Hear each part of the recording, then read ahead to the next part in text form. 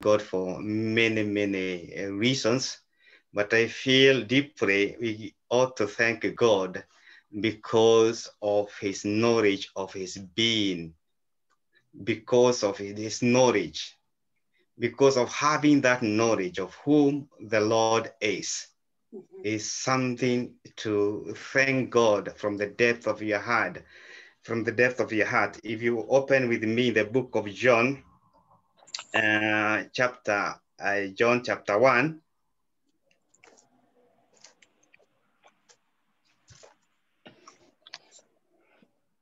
the Bible says, if I can start from the beginning, the Bible says, in the beginning was the Word, and the Word was with God, and the Word was God. In the beginning, he was in the beginning with God. All things were made through him, and without him, not anything made that was made.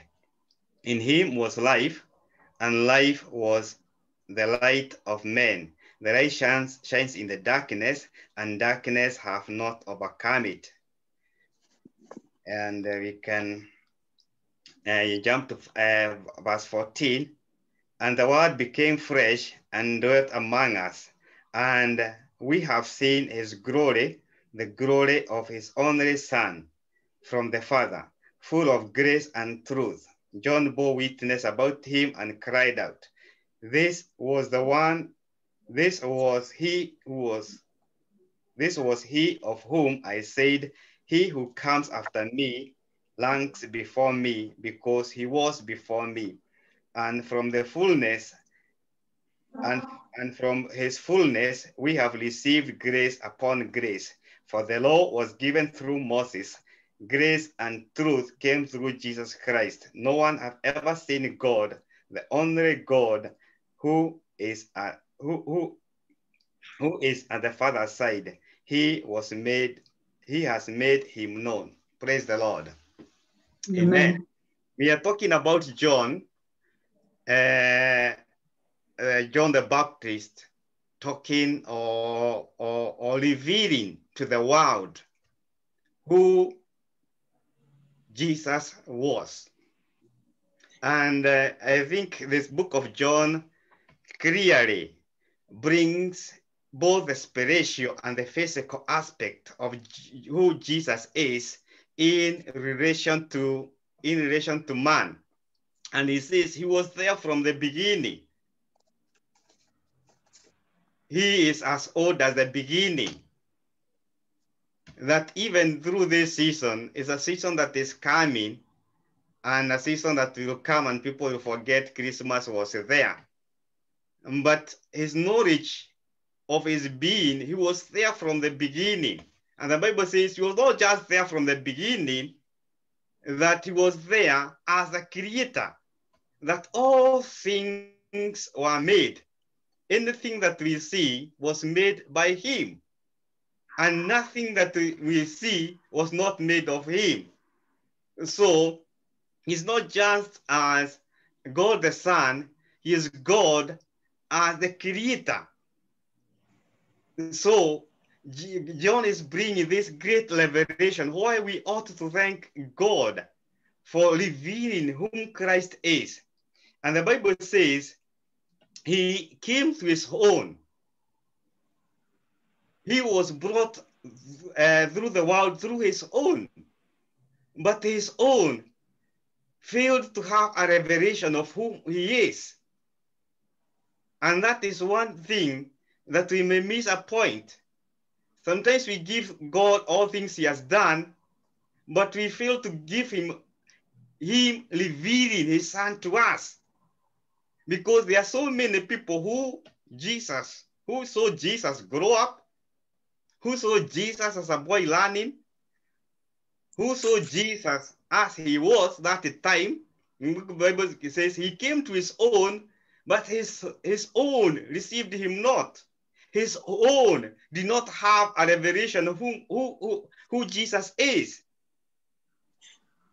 And John continues to describe of who he is. Remember, if John the Baptist was a relative of Jesus by birth, because when when Mary conceived, the angel told him, even your relative Elizabeth is 6 months present. And here John is saying, even before me, he was before me.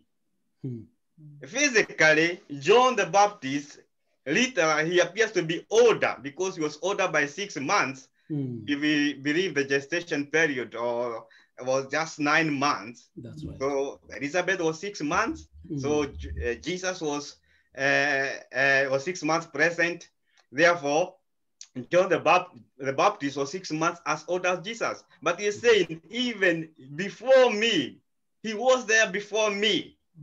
So he's bringing that spiritual aspect of who Jesus is, that great knowledge that we need to thank God. There's nothing as great as appreciating God for him revealing whom he is, because many people will miss that point. And he says, if we read verse 19, because I don't have a lot of time, verse 19 says, and this is the testimony of John, when the Jews sent priests and Levites from Jerusalem to ask him, who are you? He confessed and did not deny, but confessed, I am not the Christ. They asked, who are you? He said, I am not.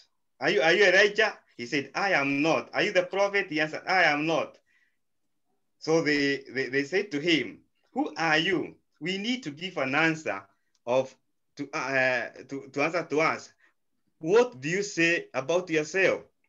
He said, I am the voice of one crying out in the wilderness, make straight ways for the Lord. As the prophet said. Now,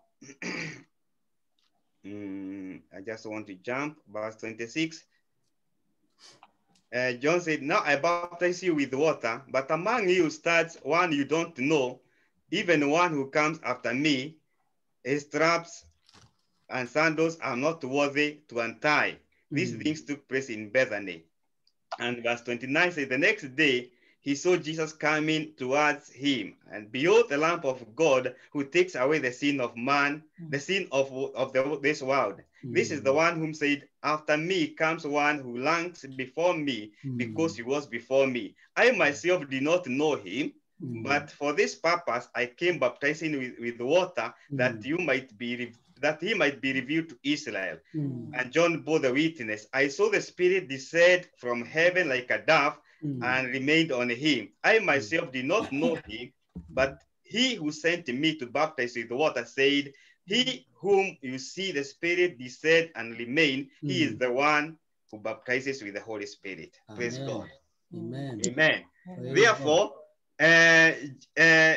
John, despite knowing who Jesus is physically, he did not want to reveal Jesus to the world through the normal way. No. But he revealed to him in a spiritual way, meaning that the one who sent him, because John was sent by God to baptize, the one who sent him told him, the one whom the Spirit of God descended him like a dove, he is the one who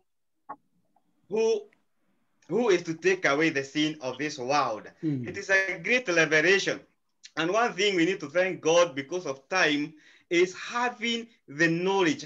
You need to appreciate God, that you have known God as a person. You have known God as a savior. You have known Jesus as a savior in this walk, because many people will know, yes, we had him through Christmas. Yes, we had him being preached. Yes, we had somebody called Jesus. Yes, we had him in school. Yes, we had him that is written in a book called the Bible. But for you, the revelation of Jesus has come to you as he is a personal savior, a one who is supposed to walk with you, a one who is supposed to draw near to God, because he has come to reconcile us to reconcile the world to God. That is one thing that we need to appreciate God. That is one thing that we need to thank God, that we may miss so many things in this world, but having that knowledge, having the Savior in your heart, having whom that cannot be taken away. You may miss anything in this world,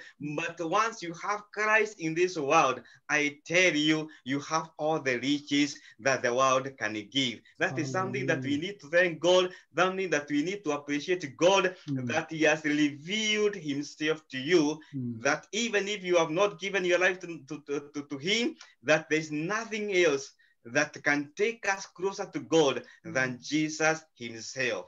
Praise God. Amen. And I just want to give over to Pastor so that we can continue with the service. I just want us to thank God, to appreciate God for his knowledge, for his being, for his love, and for you having an encounter, having chosen him, because you have chosen him to be your savior. He is the only way.